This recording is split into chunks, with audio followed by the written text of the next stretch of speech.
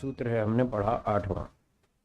इसमें कह रहे हैं कि ये जो हम सुख दुख का भोग करते हैं ये कौन कराता है, स्थूल शरीर या सूक्ष्म शरीर? ये प्रश्न है।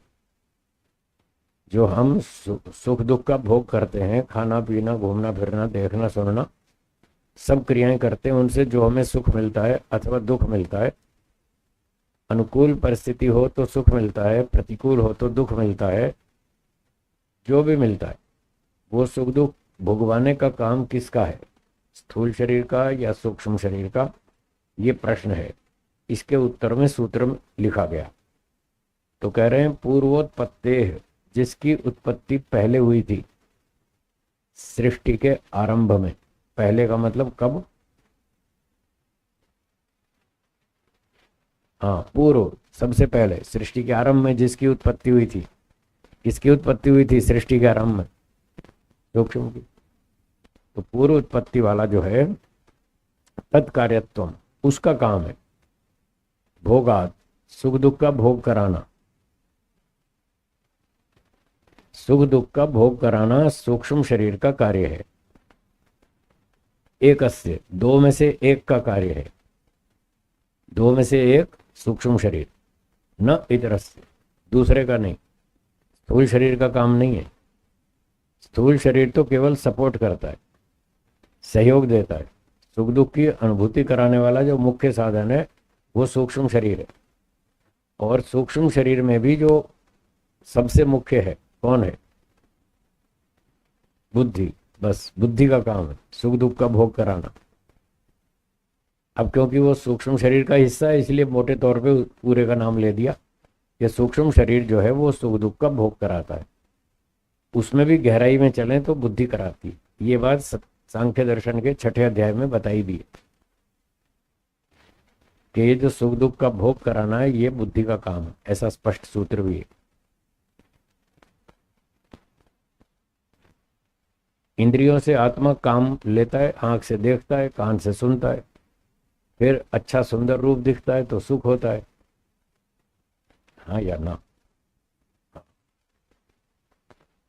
तो वो जो रूप का, रस का, गंध का, शब्द का, स्पर्श का जो सुख होता है, इंद्रियां तो विषयों को ग्रहण करके आगे मन तक पहुंचा देती है।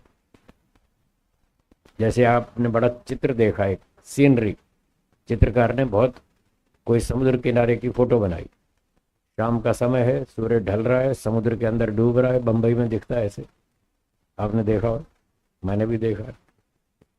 सनसेट जैसे समुद्र, पानी, सूर्य जो है वो समुद्र के अंदर डूब रहा हो ऐसा दिखता है। तो ऐसा बढ़िया सा दृश्य बना दिया किसी ने।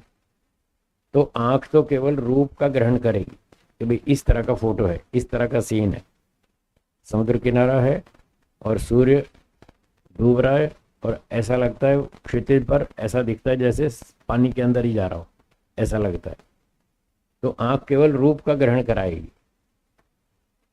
अब उस रूप को, उस चित्र को देखकर कोई व्यक्ति खुश होता है, कोई कहता है ये क्या, छोड़ो क्या खाम खा, हमारा इतना अच्छा काम चल रहा था, कहाँ तुम ले आए यहाँ जंग सनसेट में, अंधेरे में ले आए। मतलब सीन वही है, किसी को अच्छा लग रहा है, किसी को अच्छा नहीं लग रहा है। तो अब ये अंतर क्यों आ रहा है जबकि सीन वही है?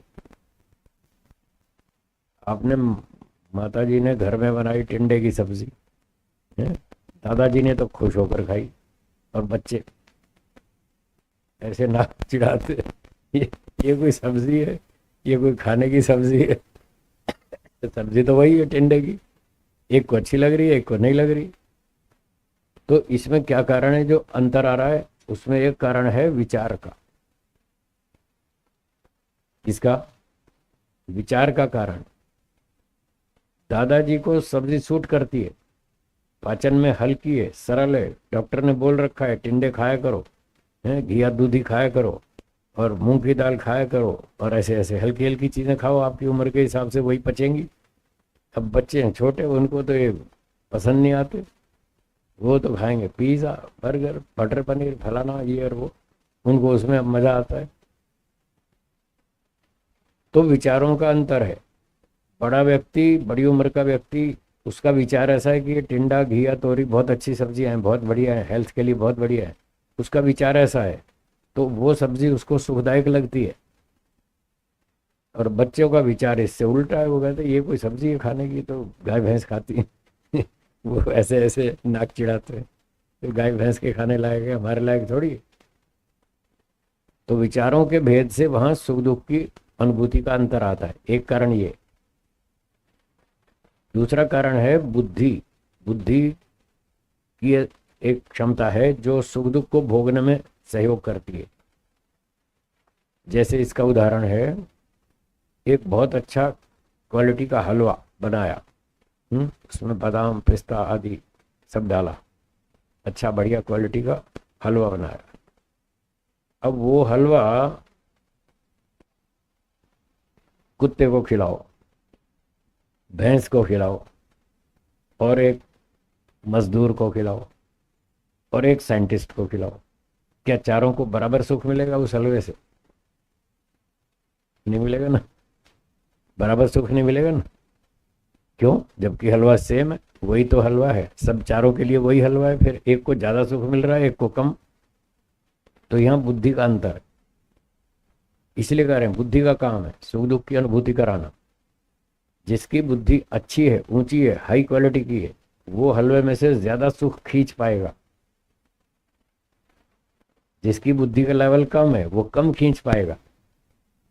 और गाय और भैंस और कुत्ते की तो बुद्धि और भी कम है, तो वो और भी कम सुख ले पाएंगे। हाँ, गाय भैंस को आप घास चारा खिलाओ तो उसमें सुख ले लेंगे, उसमें आप नहीं ले पाएंगे। घास चारे में आप सुख नहीं ले पाएंगे, वो लोग ले लेंगे, वो उनके लिए सूटेबल है, आपके लिए दूसरी चीज सूटेबल है। तो कुछ कुछ वस्तुओं का भी अंतर है, और कुछ कुछ विचारों का अंतर है, और कुछ कुछ बुद्धि का भी रोल है सुख को लेने में। इसलिए कह रहे हैं भोगाद एकस्य न इतरस्य।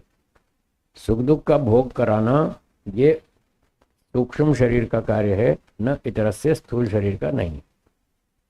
बोलिए, स्पष्ट हो गया? चले आगे, कोई शंका है? सारे नहीं सुख दुख का भोग कराएंगे। नासिका से गंध का ग्रहण होगा, सुख का नहीं। आंख से रूप का ग्रहण होगा, सुख का नहीं। सुख तो मन से शुरू होगा। हाँ, मन में जो विचार है उस विचार से फर्क आएगा।